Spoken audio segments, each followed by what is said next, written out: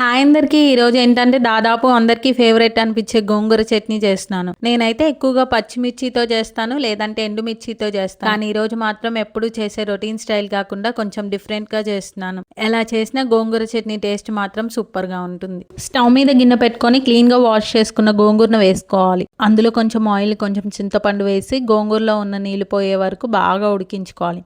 గోంగూరను మెత్తగా అయ్యే వరకు ఉడికించుకుంటే చట్నీకి మంచి టేస్ట్ అనేది వస్తుంది. ఇప్పుడు ఉడికిన గోంగూరను మిక్సీలో వేసుకొని ఉల్లిపాయ రెమ్మలు, కారం, ఉప్పు, కొంచెం పసుపు వేసుకొని మెత్తగా మిక్సీలో పట్టుకోవాలి. తర్వాత తాలింపు కోసం పాన్ లో కొంచెం ఆయిల్ వేసుకొని జీలకర్ర, కరివేపాకు, ఎండుమిర్చి, తాలింపు గింజలు, కొద్దిగా ఇంగువ వేసి వాసన వచ్చే వరకు మంచిగా వేయించుకోవాలి. ఇలా తాలింపులోనే అసలు టేస్ట్ అనేది వస్తుంది. ఇప్పుడు మిక్సీలో పట్టుకున్న గోంగూరను ఆ తాలింపులో వేసి ఒక్కసారి బాగా కలుపుకుంటే మన గోంగూర చట్నీ రెడీ. ఇంకా వేడి వేడి అన్నంలో ఈ గోంగూర చట్నీ తింటుంటే ఇంకా మాటలు ఎందుకు. చట్నీ ఎంత రుచిగా ఉందో తింటూ ఉంటేనే అర్థమవుతుంది. అసలు మీలో ఎంతమంది గోంగూర ఫ్యాన్స్ ఉన్నారో నాకు కామెంట్ చేయండి.